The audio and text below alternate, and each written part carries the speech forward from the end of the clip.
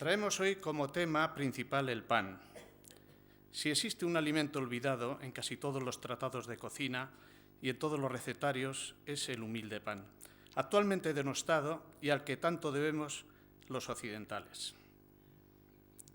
Cada 16 de octubre, o sea, dentro de 15 días, se celebra internacionalmente el Día Mundial del Pan, una fecha que coincide con el Día Mundial de la Alimentación y que quiere rendir homenaje al alimento más universal. El Día Mundial del Pan fue creada por la Federación Internacional de Panaderos para dedicar un día a la historia y al futuro del pan. Y hoy, para hablarnos de él, tenemos a Chema Pascual. A Chema le conozco desde 1993, cuando se pone al frente de Artepan S.A. Les puedo asegurar que es un gran experto en la fabricación de pan y pastelería. Luego entenderán por qué les digo esto. Chema, desde los 16 años, está en el mundo de la panadería, formándose en diferentes escuelas estatales y en otros países como Francia y Suiza. En Vitoria, su empresa está presente en varios puntos de venta propios y servicio de reparto a otras tiendas y hostelería. En 2012 recibe el premio como empresa innovadora por el Gobierno vasco en la Gala Anual de Comercio y Turismo. Dicho esto, ya es momento de meternos en harina. Digo meternos en harina porque un servidor de ustedes ha dedicado 3 décadas como empresario a la fabricación de pan y pastelería en Vitoria. Y si ustedes me lo permiten, y sin quitar protagonismo a nuestro conferenciante, quiero aprovechar esta oportunidad que me ofrece el presidente para homenajear a nuestros sufridos panaderos, que sacrifican su descanso nocturno para ofrecernos el pan caliente por la mañana. También quiero dar mi opinión sobre los males que aquejan hoy a nuestro pan de cada día. Por una parte, la competencia desleal y despiadada que protagonizan los grandes supermercados, que hacen peligrar la calidad de pan. Se han centrado en utilizar el pan como reclamo para la captación de clientes, no importándoles tirar los precios. Los panaderos ante esto poco pueden hacer y no pueden enfrentarse a estas grandes superficies. Artepan lo tiene claro, su lema es: hacemos de la tradición innovación. Otro mal, y más importante si cabe, es la caída del consumo de pan en España. Fíjense ustedes en las cifras. Alemania consume 106 kilogramos de pan por persona al año. En España, en mayo de 2013, no pasábamos de los 36,12 kilogramos, según Ceopan. Todo esto se debe a la mala prensa y nefasta información de que el pan engorda. Y claro, el consumidor entiende que es poco saludable y que hay que controlar su consumo. Esto es una gran equivocación, y no es que lo diga yo. Lo dice el célebre bromatólogo don Francisco Grande Cobian, que en sus recomendaciones sobre una alimentación saludable dibuja una pirámide alimenticia, donde establece en su base a los hidratos de carbono, o sea, el pan, que es fuente de minerales para el organismo. Cerca de la cúspide de la pirámide tenemos las proteínas, donde el profesor advierte que su consumo debe ser controlado. Tengo que decir al respecto que este modelo de alimentación ya existía en los años 50. Nuestras madres se ajustaban perfectamente a las recomendaciones que años más tarde haría Francisco Cobian. Digo esto porque viví hasta los 10 años en un pueblo de la montaña alavesa, concretamente Antoñana. Recuerdo perfectamente las costumbres de entonces. Matar un cerdo para cubrir las proteínas necesarias del año. Y claro, los chorizos, morcillas y jamones tenían que durar hasta el año que viene. Pues bien, la solución era muy saludable y sencilla: saciarse con el bendito pan. En la merienda, la consigna de las madres, siempre la misma: a bocaditos y mucho pan. Pueden imaginarse que el trozo de chorizo, morcilla o jamón era más bien pequeño. Si ustedes reflexionan un poco, se darán cuenta que la epidemia de la obesidad que sufrimos en la actualidad no existía como tal. Todos gozábamos de una buena salud. Sin embargo, ahora la consigna es justo la contraria: mucho jamón y poco pan. Grave error. Hay buenas razones para consumir pan a diario y son: El pan es fuente de hidratos de carbono. El pan casi no tiene grasas y no aporta colesterol. Es fuente de vitaminas del complejo B. Ofrece minerales importantes para el organismo, tales como el calcio, potasio, fósforo, magnesio y selenio, y es un alimento popular y versátil. El pan no solo puede ser un plato por sí mismo, sino que puede ser ingrediente de una receta o el acompañamiento ideal de una comida. Es un alimento que incluimos a diario en desayuno, almuerzo, merienda y cena. En definitiva, se trata de un alimento básico, noble y muy nutritivo que aún así maltratamos injustamente. Bueno, no quiero extenderme más en este tema tan apasionante, así que cedo la palabra a mi amigo Chema Pascual, un navarro inteligente al cual admiro por su trayectoria empresarial. Bienvenido, Chema. Muchas gracias, Manuel.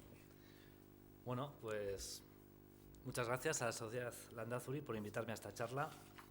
Cuando su día Manuel me la propuso, pues no dudé mucho en darle el sí. Por un lado, pues por la deferencia en su invitación y por otro lado, porque creo que los panaderos tenemos cosas que contar, tenemos cosas que decir. Tengo la inmensa suerte de ser panadero. Debo reconocer que tardé muchos años en tener pasión por mi profesión. Desde pequeño he tenido relación con el pan. Mi padre, que tiene 81 años, bueno, que va a hacer ahora 81, es panadero desde que tiene 15 años. Por lo tanto, el pan para mí ha sido algo presente desde la infancia. Cuando empecé en el oficio, obligado por las circunstancias, no veía en la panadería un gran atractivo, solo una manera de ganarme la vida. Pero a través de los años, la harina, el pan y lo que ello conlleva, pues fueron generando en mí una pasión que afortunadamente pues sigo conservando. Continuamente me he hecho preguntas imaginándome cómo ha sido el mundo del pan desde su creación. Mi relación con el pan me ha traído muchas compensaciones, además de ganarme el sueldo, lógicamente, porque creo que he llegado a cosas que muchos panaderos no las he visto, ¿no?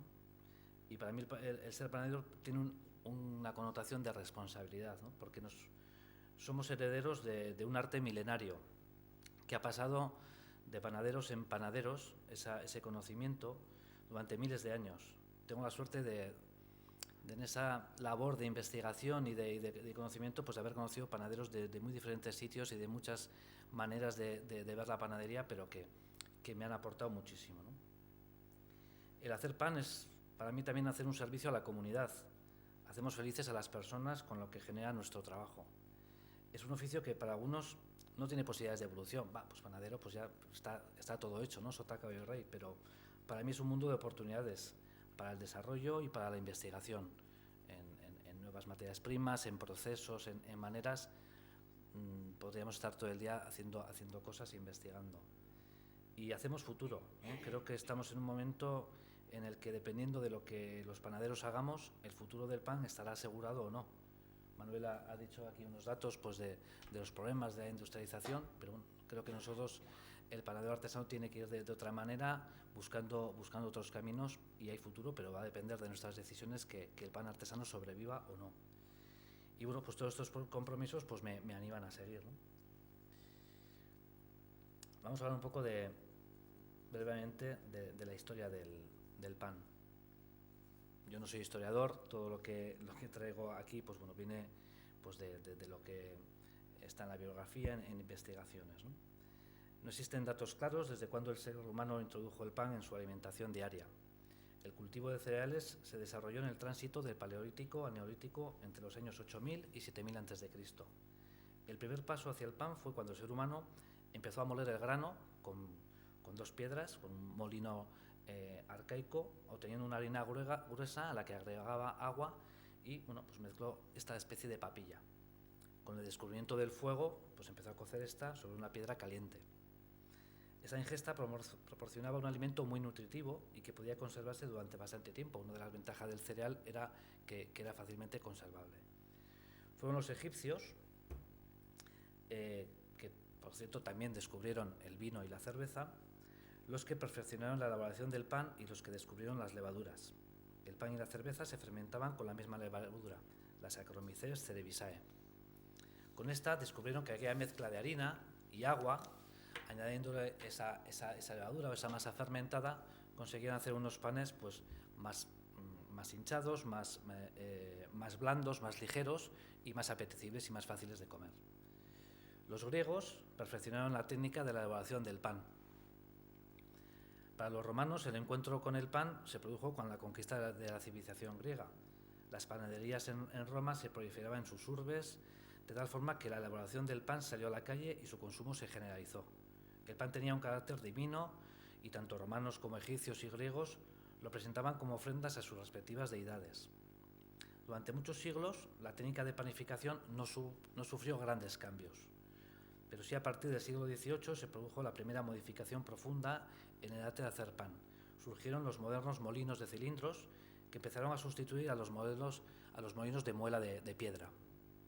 El resultado fue, y sigue siendo, pues que se fue abandonando poco a poco el consumo del pan negro en favor del pan blanco, pues que era un pan pues, de más categoría, porque estos molinos pues, sacan una harina ya refinada sin salvados.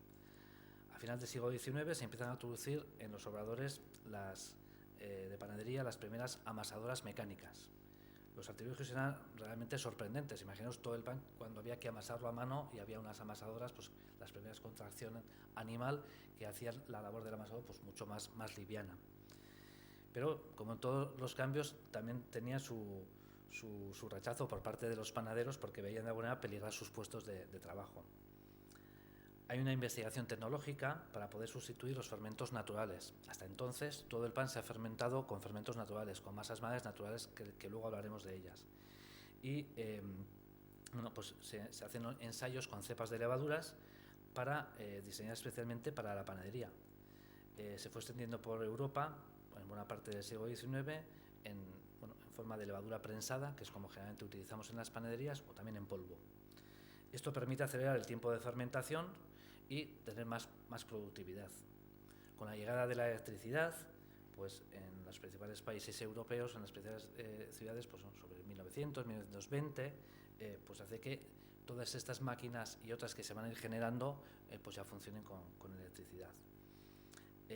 Pues aparecen las primeras máquinas para dividir el pan, las primeras máquinas para formar, y es la última etapa, pues digamos, de la mecanización del proceso de hacer pan. Estas máquinas, una vez más, pues agilizan la productividad, pero a su vez obligan a modificar los sistemas de hacer el pan. Se acortan los tiempos de reposo, se acortan los tiempos de fermentación, y todo esto pues, bueno, va a traer pues, por consecuencia un pan de peor calidad y un pan que se envejece mucho antes. Por otro lado, en Estados Unidos, en el afán pues, por conseguir un pan fresco, pues empiezan a desarrollar los panes, pues, un pan con miga blanda, con una corteza muy blanda también, conocido pues, como el pan americano o pan de molde, en el que se incorporan pues, masas grasas, emulsionantes y estabilizantes, ¿no? En muchos sitios de Estados Unidos, no en todos porque también hay pan, lo que ellos le llaman el pan francés, el pan crujiente, les sorprende cuando el pan cruje. Qué curioso, el pan cruje, lo que para nosotros es muy común, ¿no? Después de la Segunda Guerra Mundial, las líneas de producción automática comienzan a extenderse por todas las ciudades. Llega la gran demanda, la gran inmigración a las ciudades, los crecimientos exponenciales y una gran demanda de pan que hace que pues las panaderías pequeñas vayan desapareciendo, surjan lo que son las panificadoras, en las que pues la calidad del pan pues deja mucho que desear, pero hay un gran consumo y es lo que hay, ¿no? La producción en serie pues ya es una realidad. El industrial se ve abocado pues, a recurrir a aditivos que cumplan pues, la función que antes hacía pues, los tiempos, las fermentaciones largas, los reposos. Y bueno, pues así continuamos hasta que en los años 90 pues, surge una manera ya nueva que rompe por completo el ámbito geográfico a la hora de hacer pan. Hay que ver que hasta entonces pues el panadero de un pueblo vendía en su pueblo y como mucho iba al pueblo de al lado. El de una ciudad pues no se movía lógicamente, pero con la aparición de las técnicas de congelación esto va a romper por completo la manera de hacer pan. Podemos estar consumiendo aquí pan hoy perfectamente en Vitoria, en supermercados sobre todo, en gasolineras y en muchos sitios, panes que están hechos a miles de kilómetros de aquí.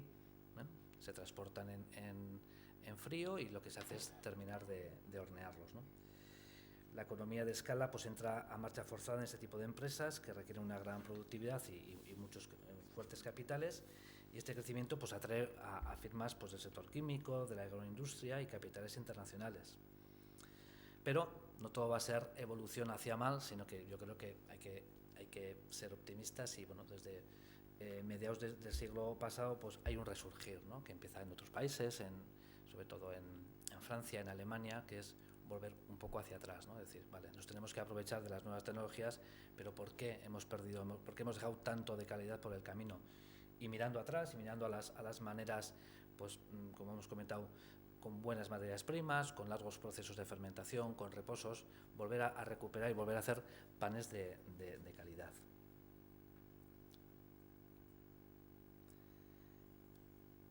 El pan está claro que ha sido la base de la alimentación de casi todas las culturas, desde el maíz en Sudamérica a todo tipo de panes, por supuesto en el área mediterránea, en Europa, en los países nórdicos, ya no quizás panes de trigo, pero sí más centeno, espelta, cebada, el pan de mijo, aunque está muy en desuso en África, hasta el chapati en Asia.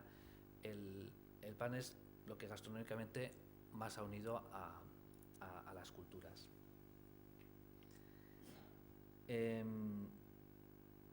Por dar un toque más a lo que has comentado, a los valores del pan, repetir pues lo que ha dicho antes Manuel. El pan contiene un alto porcentaje de hidratos de carbono, que debería ser la base de nuestra alimentación. Además contiene vitaminas, minerales y una pequeñísima cantidad de proteínas. Si además el pan que consumimos es integral, aportaremos a nuestro organismo pues una fuente importante de fibra, que no solamente nos va a saciar, que es el efecto saciante que decía Manuel cuando los bocadillos de su juventud, sino que va a mejorar mucho pues el tránsito intestinal. Su elaboración ha sido incluso en nuestros días una actividad que se ha conjugado lo doméstico y lo empresarial, es decir, la profesión, hacer pan para vender, y gente durante generaciones y generaciones que hacía el pan en casa. Es decir, el pan era un producto alimenticio que en sus orígenes se elaboraba en las casas, pero probablemente pues, llevó su labor empresarial. En Roma ya había panaderos profesionales, había una legislación sobre el precio del pan y la instalación de los puntos de venta y fabricación. Yo creo que llevaremos, como depende de en sitios, pero como 2 generaciones en las que se ha ido dejando de hacer pan en casa, en el que prácticamente ya no se hacía. Pero estamos ante un resurgimiento. Hay una onda muy importante que yo creo que, bueno, para muchos panaderos, por muchos panaderos, criticada, pero para mí me gusta mucho porque es gente que ama el pan, que hace pan en casa porque quizás no encuentra lo que desea en la tienda donde compra, y hay un mundo alrededor, sobre todo de internet, de foros, de páginas, de publicaciones, y la verdad es que yo, la gente que viene a nuestras tiendas, que te lo comenta, que compran harinas, pues ves eso que nos gustaría ver en todos los clientes, ¿no? Esa pasión, ese amor por el pan. Y cuando tú amasas y cuando tú en tu casa ves fermentar y cuando hueles y cuando huele en tu casa pan, pues yo creo que de alguna manera te retrotrae a lo que ha tenido que ser muchos hogares durante miles de años, ¿no? Voy a hablar un poquito sobre pan y simbología. Como ya he dicho antes, para los romanos, los egipcios y los griegos, el pan era presentado en sus ofrendas a los dioses. La Biblia está pues, llenísima de alusiones a este alimento, ¿no? Como pues, la famosa condena impuesta por Dios al hombre como penitencia por su pecado original. Ganarás el pan con el sudor de tu frente. En la cultura cristiana se exalta pues, el simbolismo del pan a través de la Eucaristía. En la última cena Jesús bendijo el pan, lo partió y lo dio a sus discípulos. Las antiguas religiones paganas también le conferían al pan un origen divino. Plinio nos cuenta que Demeter, la diosa de los cereales y la fertilidad, donó el pan a los hombres, prometiéndoles que con él vivirían sin sufrimiento. Y a Pitágoras también decía que el universo comienza con el pan. Es una frase que a mí me encanta. En la cultura egipcia no faltaba nunca el pan de espelta y de cebada en las tumbas de los difuntos. También era muy presente la tradición judía. En la comida tradicional del Sabbat, el cabeza de familia reparte el pan entre todos sus miembros. En Pascua, durante toda una semana, se comerá pan ácimo. En En esta cultura, este pan simboliza la liberación de la esclavitud. La masonería utiliza el pan en sus ágapes como un alimento de participación en lo común entre todos sus hermanos. En la tradición esotérica, en el pan se encuentran los 4 elementos alquímicos: la tierra, que hace germinar la semilla; el agua, que permite crear la masa; el aire, donde se produce la fermentación; y el fuego, que es el protagonista de la cocción del alimento. No sé si voy muy acelerado. No. ¿He echado un trago de agua? No, pero está muy bien. Vale. ¿Qué hace al pan ser algo tan especial? Esto es un pequeño resumen de una charla que hace Peter Reinhardt, que es un panadero norteamericano, y que me voy a permitir, sin pedirle permiso, transcribir un trocito, ¿no? La pueden ver en internet, en una web de conferencias que se llama TED, y poniendo Peter Reinhardt, pues viene ahí toda la conferencia. Y a mí es algo que escuché hace años y que verdaderamente pues me emocionó, ¿no? Y era decir, concho, ¿cómo llega este hombre a estas conclusiones en algo que yo lo estoy viendo todos los días y cuesta, ¿no? Bueno, en el Peter habla de las 4 transformaciones con el pan. Y cuando habla de una transformación, no habla de un cambio radical, no habla pues como hablar de pasar de agua fría a agua caliente, sino habla de pasar de agua a vapor, una transformación radical, como digo, en estados diferentes, ¿no? Y bueno, dice así, ¿no? El trigo es una hierba del campo. Como tal hierba tiene semillas. Estas semillas, si nosotros las queremos aprovechar, las debemos cosechar. Tenemos las espigas en el campo y llega la época de la cosecha. Al cosechar de alguna manera estamos matando la planta. Por lo tanto, hay aquí una primera transformación. Estamos pasando de algo vivo a algo muerto, ¿no? De la espiga a la espiga muerta. La semilla tiene un potencial al germinar de vida futura. La podemos volver a sembrar y germinará nuevas vidas, nuevas plantas. Pero lo que hacemos para hacer pan es coger esas semillas y molerla, hacer una harina. Todavía acabamos con toda la posibilidad de generar vida, porque ya no hay ese germen, lo estamos también moliendo, ¿no?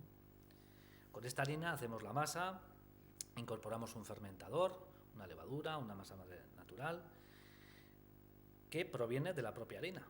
O sea, con esa harina que estaba muerta, de alguna manera estamos generando vida, estamos avivando esa harina con esas levaduras que tiene, ¿no? Vuelve a generar vida sobre algo muerto. Teníamos una harina que era algo muerto y generamos vida al generar la fermentación. En esta transformación, las levaduras se alimentan de los azúcares que contienen las harinas, las bacterias también, y generan esa fermentación. En este pan, que hay esta vida de levaduras y bacterias, de algo muerto, hemos generado una vida, según la transformación. Llega la hora de la cocción. Tenemos este pan fermentado y lo metemos en un horno. Ni las bacterias, ni las levaduras, ni nada de la vida que hay dentro va a sobrevivir a la cocción, van a morir. Por lo tanto, entra algo vivo y sale algo muerto. Es la tercera transformación. Entra masa, sale pan.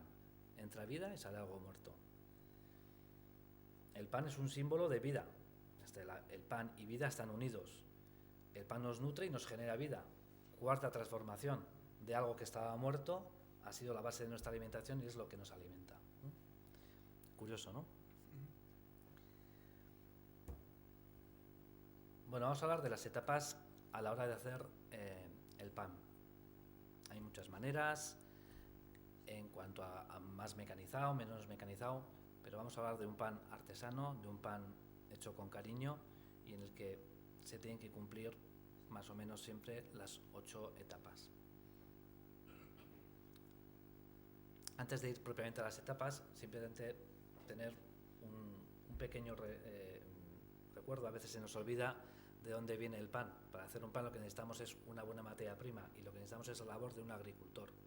Vamos a seguirle el paso a un pan, en este caso es un pan de trigo ecológico, y lo que necesitamos es un agricultor que cultive con cariño la tierra, que tenga una buena selección de semillas y que lógicamente en este caso, al ser en ecológico, pues respete las rotaciones, no utilice abonos ni tratamientos fitosanitarios de químicos, que composte y que, bueno, por supuesto, con la ayuda del sol y del agua genere una buena espiga que nos dará un buen trigo.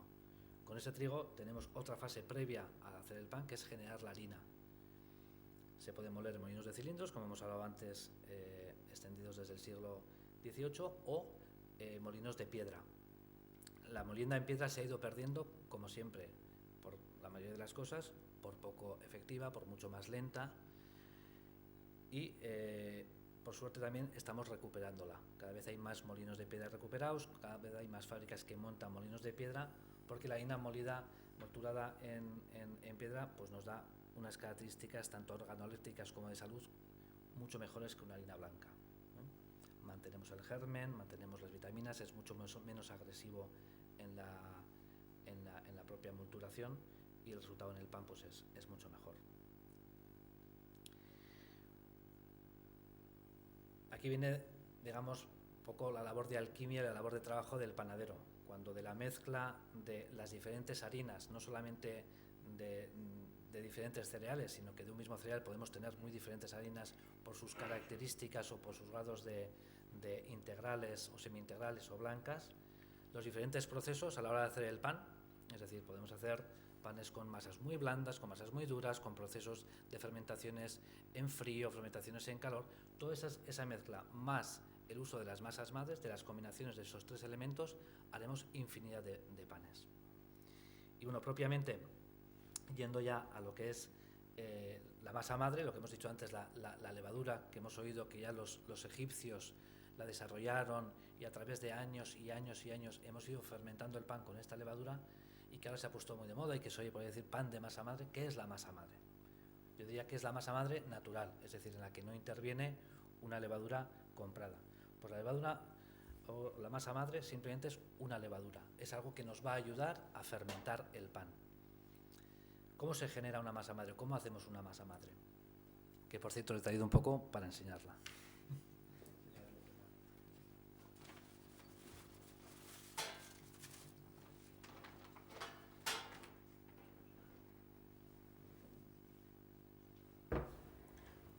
Voy a pasar un par de botes para que si quieren la puedan oler, la puedan probar, porque no la vamos a usar.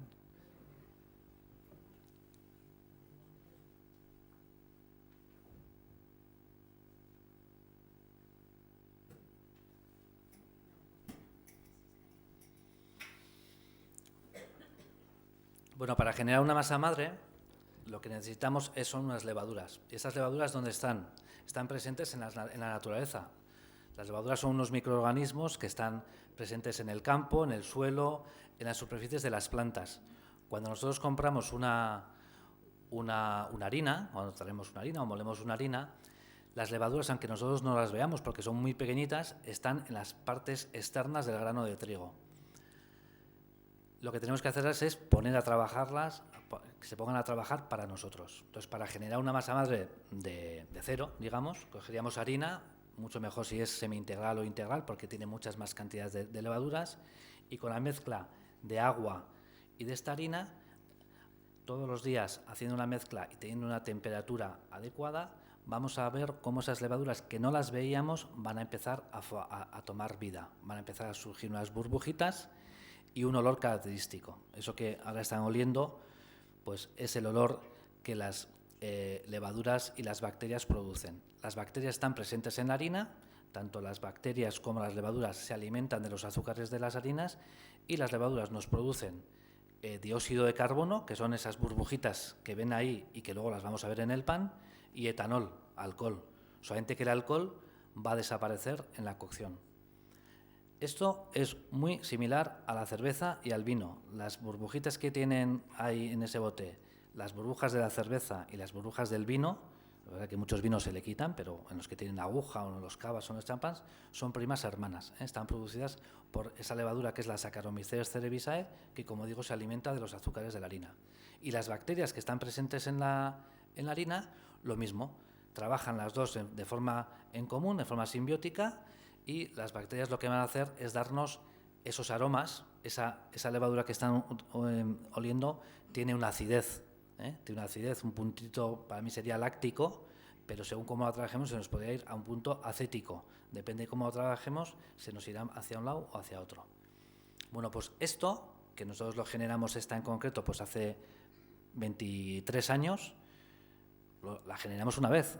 Y ahora cada día lo que hacemos con ella es utilizarla para hacer nuestros panes y una parte guardarla y regenerarla con más harina y con más agua y generar una nueva levadura para el día siguiente. Esta ha sido la manera tradicional como se ha hecho el pan en casa, que se hacía el pan un día a la semana, se guardaba un trozo pues en la fresquera o en una vajilla fresca, en un sitio para que no se pudriese, y pues al día anterior a hacer el pan se refrescaba una o dos veces, se generaba otra vez esa capacidad de fermentar y se hacía el pan. Y así se ha hecho el pan durante siglos y siglos, y cuando se perdía, o a volver a generarla o a pedirla a un vecino. La masa madre tiene muchísimos nombres, en cada cultura le llaman de una manera. Tengo aquí unas maneras de decir en euskera que tiene en cada pueblo o valle le llaman de una manera, pero unas muy bonitas son azkarri, orantza, beantza, altzagarri. Por cierto, antes se me ha olvidado comentar la profesión de panadero en euskera. Una de las maneras de decir panadero, perdón, de decir profesión es ogi bidea, que sería ogia pan, bidea camino. El camino para ganarte el pan es la profesión. Pues me hace una traducción preciosa. Bueno, que me emociono con la masa madre. Nosotros tenemos 4 masas madres naturales, cada una utilizamos para panes diferentes, unas las tenemos para el trigo ecológico, que no es esta, que esta es blanca, que es casi líquida. Gracias. Tenemos, como digo, integral, tenemos una que para el pan de espelta, que solamente la utilizamos para eso, tenemos otra para otros panes que llamamos levain, y tenemos otra especial que solamente la utilizamos para un pan de Navidad, que es el panettone, que es un pan dulce. Bueno, la masa madre tan famosa, ¿qué ventajas tiene hacer un pan con masa madre y cuál es la pena que hayamos perdido el uso, que como decimos, por cierto, se está recuperando, ¿no? Pues la masa madre, como viene acompañado de un proceso a la hora de hacer el pan muy largo, digamos que de alguna manera hace una predigestión por nosotros. Por eso el comer un pan con masa madre es más digestivo y fortalece la flora intestinal. Por otro lado, un pan con masa madre, a la hora de comerlo vamos a notar que tiene una textura diferente, que tiene un sabor, como decimos, puede ser para personas que no están acostumbradas, pues quizás un poquito ácido, no tiene por qué ser excesivamente ácido, tiene un aroma, un olor inconfundible y luego tiene una conservación muy buena. Un buen pan de masa madre tiene que aguantar varios días. Todo lo contrario pues de lo que decíamos de los panes industriales y los problemas que trajo toda esa mecanización e industrialización a la hora de hacer el pan. Bueno, vamos a ir a los 8 procesos, a los 8 pasos para hacer el pan. Pues tenemos primero el pesaje de las materias primas, pues como en todo obrador o cocina necesitamos un rigor, un pesaje, unas medidas. Tendríamos luego un amasado en el que el agua y la harina se mezclan, se incorpora la levadura o la masa madre y trabajamos la masa generando el gluten.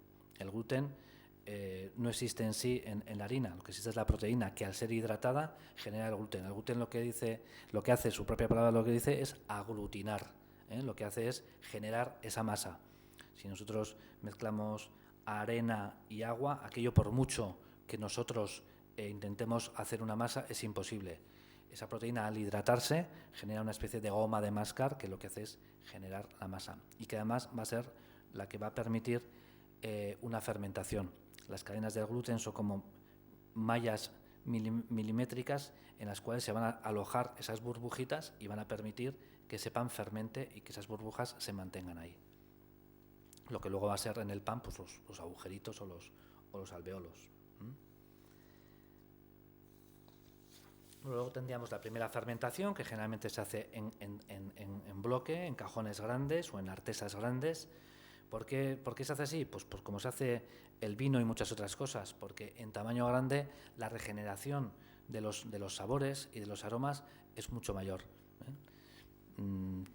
Tendrá su razón química, que yo no la sé lo que es, pero no es lo mismo fermentar un trocito así que un trocito así, ¿eh? El resultado es muchísimo mejor.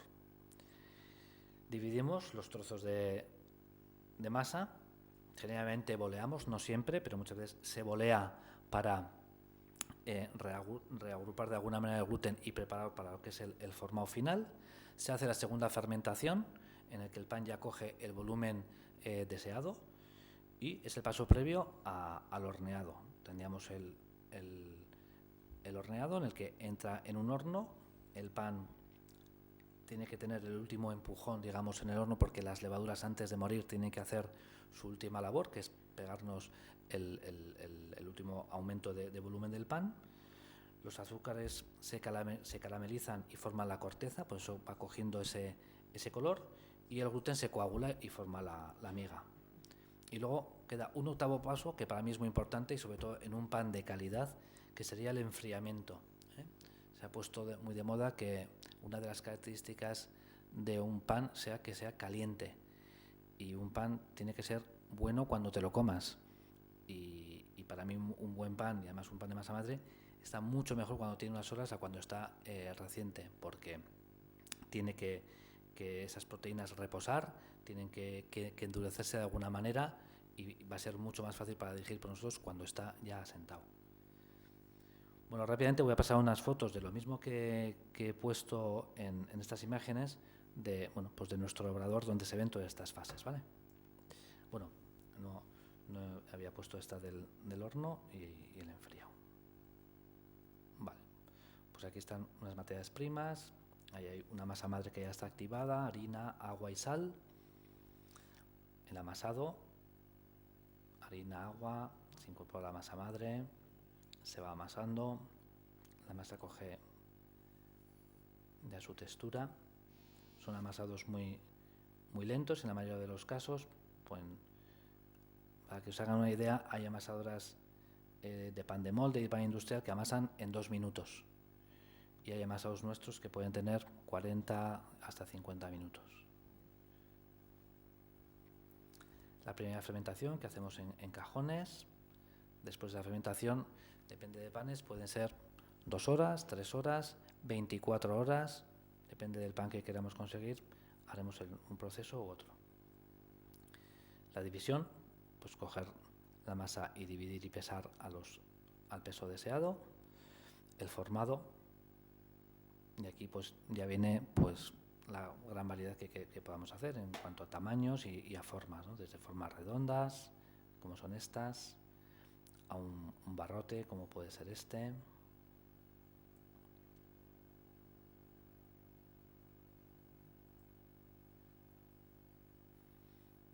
Una baguette.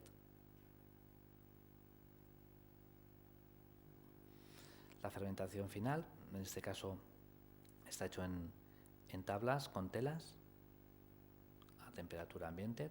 También, lógicamente, se puede fermentar en cámaras de fermentación, en el que controlamos las temperaturas. Y el horneado. En este caso, son todo panes que van a hornos refractarios, a hornos que de alguna manera emulan los hornos de leña, en el que la solera es una piedra calentada y en el que el pan directamente va sobre la solera refractaria.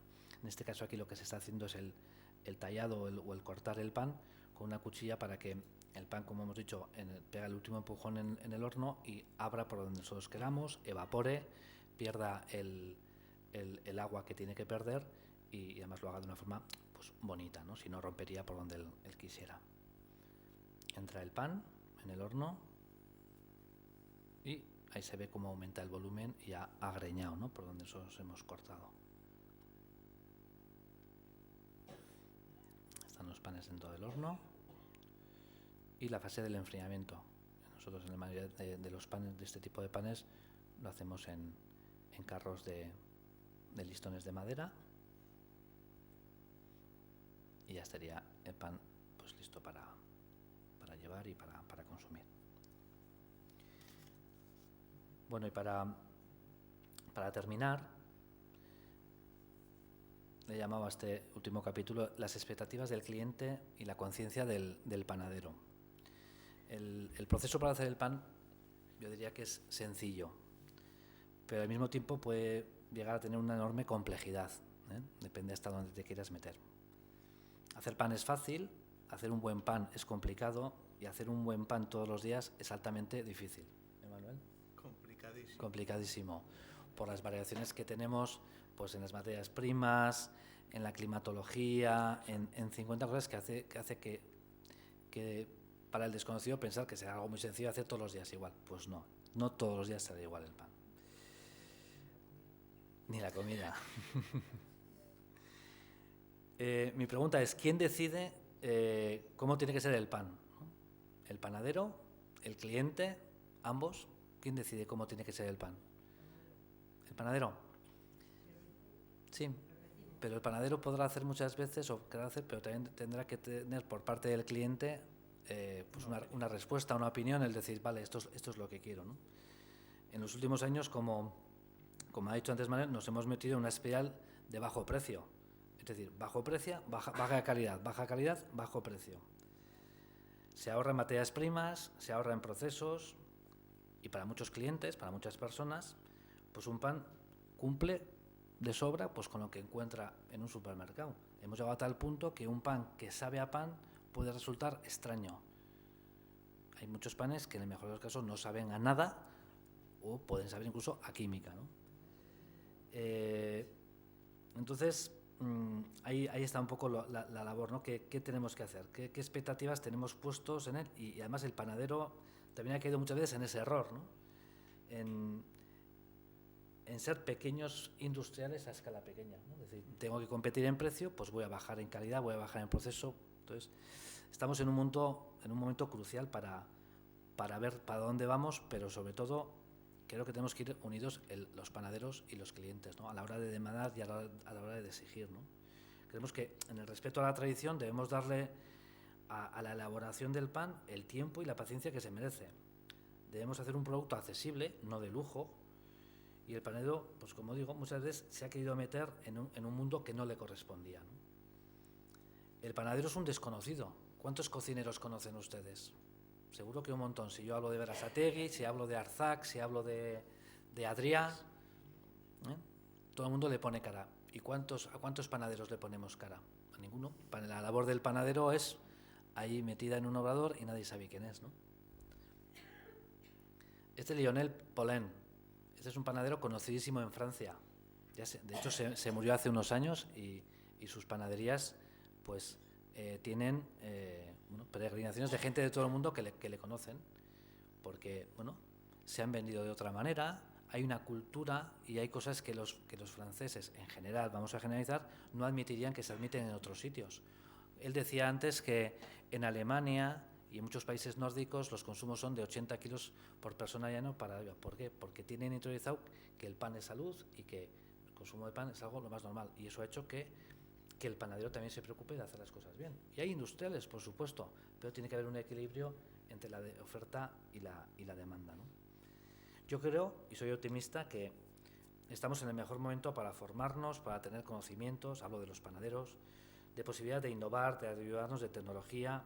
Debemos respetar y dar valor al producto que hacemos. Un amigo mío panadero, Xavier Barriga, tiene un lema que es: tenemos la obligación de dignificar el pan y la profesión. La profesión no puede estar considerada, y de hecho no es así hoy en día, como es algo panadero, sufrido y tal. No, la profesión de panadero puede ser muy bonita.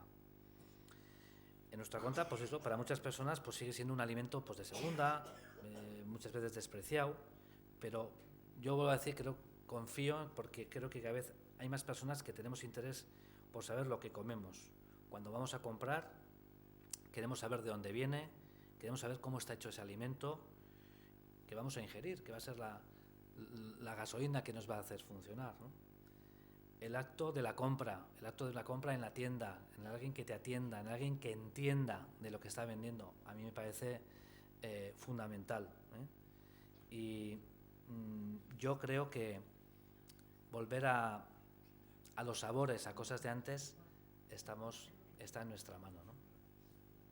Y como decía antes, pues creo que hacemos feliz a las personas, ¿no? Con lo que hacemos. La pared. Y si me vais a permitir, vamos bien de tiempo, ¿no? Antes de que hagáis una pregunta, voy a sacar un pan y os voy a sugerir que a partir de ahora, cuando tengáis un pan, un buen pan, que lo hayáis hecho vosotros o que lo hayáis comprado, pero que sea un pan de verdad, un pan con alma, tengáis o penséis en toda la carga histórica, filosófica y emocional que puede haber detrás de él, y apliquéis los 5 sentidos a la hora de comer un buen pan.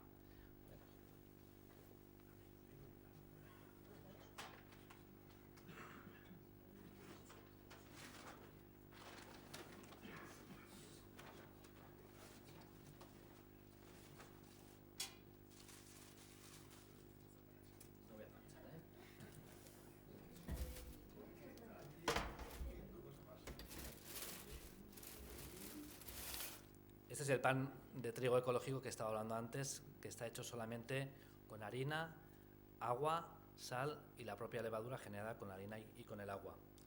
Y cuando yo veo un pan así, o voy a casa de un panadero amigo y lo veo, pues intento aplicar los 5 sentidos y digo, bueno, lo primero la vista, ¿qué me dice de este pan, no?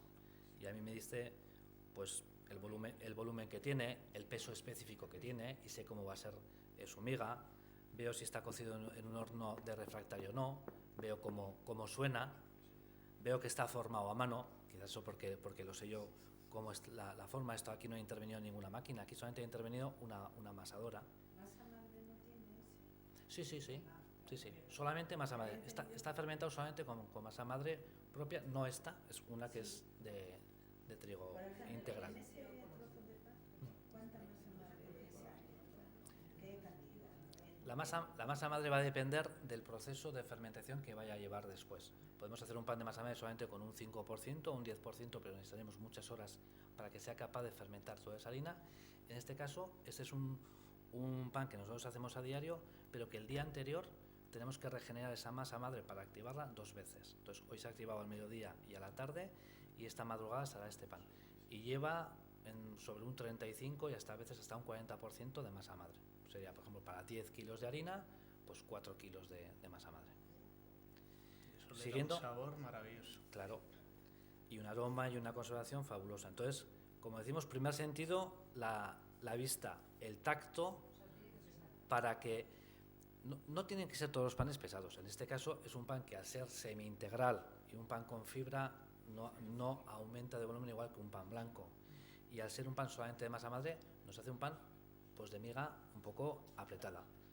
Pero puede haber un pan en formato barretel que sea más despejado, no tiene por qué ser pesado. Es una característica. No quiere decir pan pesado bueno, pan ligero malo, pan de masa madre bueno, pan de no masa madre. Hay que coger con pinzas esos conceptos. Es decir, todo el pan tiene que ser así. A mí es lo que me dice este pan, pero sobre todo lo que me va a decir va a ser después, ¿no? Cuando lo pruebe y cuando lo huela. ¿Y sal? Siguiendo con los sentidos, lo miro, lo toco, lo oigo y digo, concho, pues para ser un pan que tiene pues casi 12 horas, no está mal, ¿eh? Cruje. Total. Y ahora pasaría a olerlo, lo primero. Y diría, me huele a cereal, me huele a harina de verdad. Veo por dentro también que el color que tiene no es un color blanco, sino que es una harina semi-integral. Me sugiere salud. Y ahora cuando lo pruebe, que no me voy a poner aquí a comer hablando, pues veré que tiene un toque de acidez, que a mí me agrada, que entiendo que a muchas personas ese sabor al pan ácido al principio les llama la atención, quizás hasta les repulsa un poco, pero que es un sabor que engancha, y que a mí un pan de verdad, cuando me lo como, es un pan que ha pasado un cuarto de hora, 20 minutos de haberlo comido, y se me mantiene ese retrogusto en la boca, ¿no? Voy a terminar poniendo esta frase que he encontrado y que me ha gustado mucho, que dice que el pan está compuesto simplemente de harina, agua, sal y levadura. al igual que la tierra, la levadura puede ser masa madre o puede ser, las dos son una levadura, porque la levadura lo que tiene es la función de elevar el pan. En este caso la levadura que tiene es masa madre. Y decía que al igual que la tierra está compuesta simplemente de tierra, aire, fuego y agua. Y esto es todo. Muchas gracias. Si tenéis alguna pregunta, pues encantado.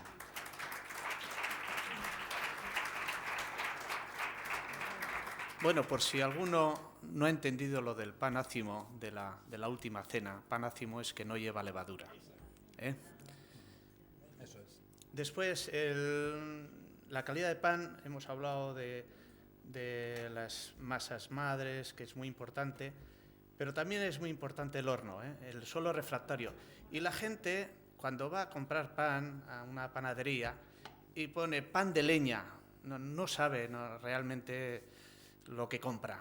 El pan de leña existía antes en los hornos morunos, que iba el fuego, la leña iba dentro del horno, y entonces sobre piedra más la leña que estaba al lado, ese es el auténtico pan de leña. Pero un horno calentado con leña son grados. Lo importante es el suelo refractario. Este pan tiene suelo refractario y eso le da una calidad maravillosa. Si hay alguna pregunta más. Ricardo. A mí me parece que lo que nos has puesto nuestro amigo suscita muchas preguntas, porque claro, es todo un trabajo milenario que nos ha mantenido a la humanidad. Pero yo me quedaría con una escena familiar, porque yo he vivido ese mundo de chico, debido a que nosotros éramos una familia modesta del campo, y evidentemente el capítulo más importante de estas familias navarras de la zona media y sur era el cereal. El trigo, que es el más importante, por más caro y más rico, y después estaba la cebada, la avena. En mi tierra no se hacía mijo, pero yo conocí o centeno, era más hacia el norte. Bien. Claro, el pan se hacía en casa, en una artesa. Yo estoy viendo, son escenas de cuando yo tenía 8 o 9 años, porque a los 11 me mandaron de frailecillo, y ya, claro, ya esas secuencias ya no las conservo, porque era otra cosa. Pero sí, de mi infancia, por la tarde se cernía, mi hermana cernía la harina, es decir, retiraba el salvado. Efectivamente, ella moldeaba el pan y le añadía la levadura. Y era al día siguiente cuando se llevaba al horno de barrio. Porque en los pueblos sí que había hornos, pero es lo que en euskera es el lavaco, pero nosotros en la falla había 3 o 4 hornos de barrio. ¿Y qué ocurría? Claro, se llevaba la hogaza, porque nosotros no hacíamos nunca baquea, era hogaza. Para que se conservara más tiempo. ¿Cómo se calentaba el horno? El horno se calentaba o bien con sarmiento, o si no, con exactamente la palabra es decir, matas de encino pequeño, en los carrascos, y eso entraba para calentar el horno. Es decir, que lo que estábamos diciendo era el horno de piso de piedra, y hasta que el horno se quedaba caliente, era cuando lo introducían, como usted dijo, con esa pala. Pero a mí lo que me sorprendía era que al final, cuando se sacaba, se le daba con una brochita aceite. Y antes se le ponía el cuño de cada familia, porque claro, éramos bastante las familias. Y había unas tortas que eran más delgadas, que evidentemente la masa había fermentado, y eran lo más sabroso que había para la familia el domingo. Y cuando se caía algún trozo de pan al suelo, la madre cogía el pan y hacía la señal de la cruz. Esa sacralidad la hemos vivido, bueno, yo tengo ahora 78 años, pero esto hace 60, 70 años, esto era común en nuestras familias del campo. Y cuando venía una la sequía y no brotaba el trigo. Y cuando venía la langosta, que yo he estudiado mucho estos problemas de langosta, hasta el siglo XVIII, y se comían las langostas, la pequeña planta que salía era el terror, porque venía el hambre. Claro. De modo que del pan, es ese pan nuestro de cada día, dánoslo, Señor, esa plegaria es sustancial en la humanidad, a través de la transmisión cristiana. Y eso no era ninguna broma. No. De ninguna broma. Claro, desde el momento que la industrialización nos impone unos modos de vida totalmente diferentes, cambia nuestra vida en todos los aspectos. Pero para mí, tal vez por nostálgico y mayorcico de edad, esas secuencias le dan al pan una sacralidad y una importancia. Yo no pierdo nunca el pan. Y si me pone duro, pues me lo ponen en un astro y me lo pongo un poquito para que se caliente. Y desayuno con santo pan. Pero eso de que una media pan que se quede.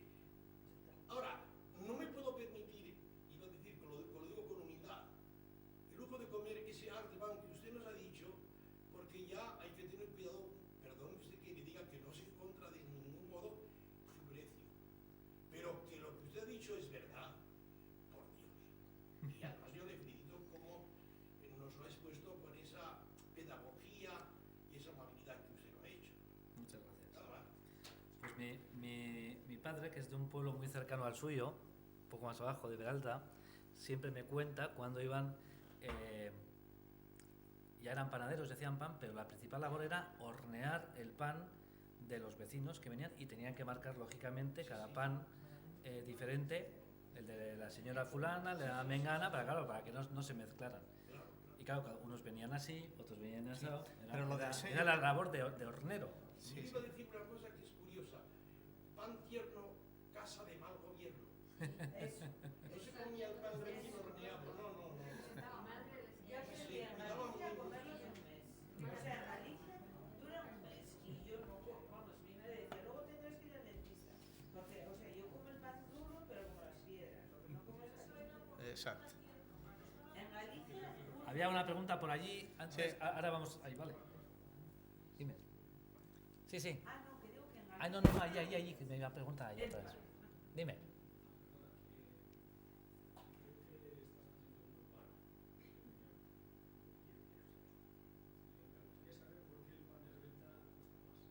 ¿El pan de espelta por qué cuesta más? Pues sencillamente porque cuesta la harina 6 veces más. De una harina convencional blanca, 6 o 6 y pico veces más que una harina de espelta en ecológico, como es la que nosotros utilizamos para hacer el... Es un tema lo de siempre. Baja productividad. La espelta es un grano de trigo muy antiguo.